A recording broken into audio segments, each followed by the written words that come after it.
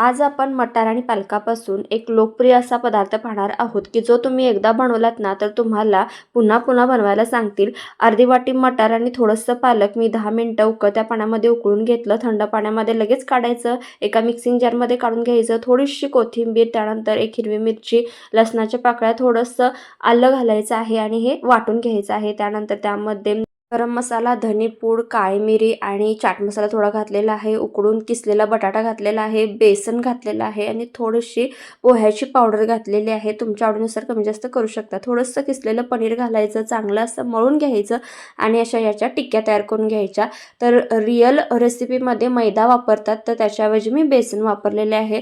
त्यानंतर अशा टिक्क्या मस्त तेलामध्ये या मी शॅलो फ्राय करून घेतलेल्या आहेत। तुम्ही तळून सुद्धा घेऊ शकता।